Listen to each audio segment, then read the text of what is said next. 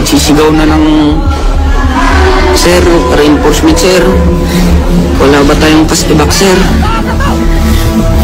Saan na yung mga reinforcement natin sir?" Yung mga sigaw ng mga wounded na kasama ko. Ako rin, sumisigaw din ako ng, bakit ang tagal din ng reinforcement? Bakit walang tutulong sa atin? Kasi inassault nila kami.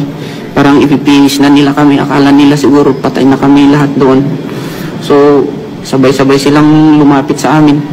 Ang lakas ng sigaw nila, tumatawa pa. Hindi ko alam kung anong gagawin ko nun. Kung sari-sari na yung iniisip ko, mabuhay pa ba ako dito? Hindi. Para na akong patay. Wala mo lang akong magawa.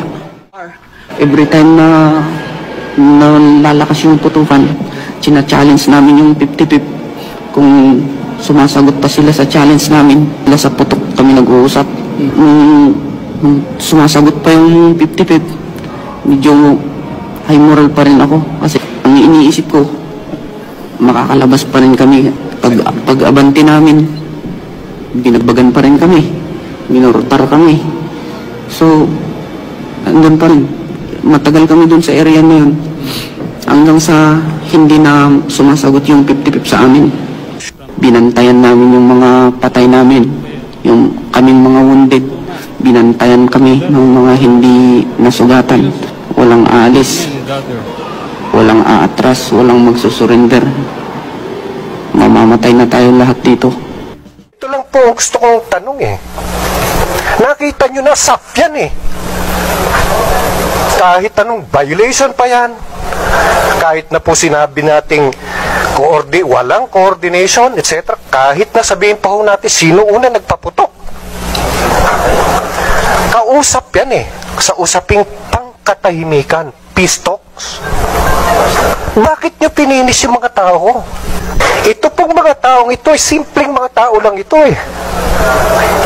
Kinuha yung isang kriminal. Legal na operasyon. Tatanungin pa ba natin kung legal pa po ba yan? Terorista yan eh. Kriminal yan eh. Nagpapasabog. Dami ng pinatay niyan eh. Tapos you will blame coordination. Bakit to justify the killing of my people after fully knowing them that they are from SAF, they are from government? Mind you, we're all for peace. Walang ibang magsasalita dito para sa mga tao kundi ako. Wala pong ibang inaasahan itong namatay nitong 44 kundi po tayong lahat. Bigyan naman natin ng hustisya at magpakatotoo sana tayo rito. Hindi ho po pwedeng laging ganito. I seek answers for my people. So that when I die and when my time comes, that I have to face them, at least I can say something.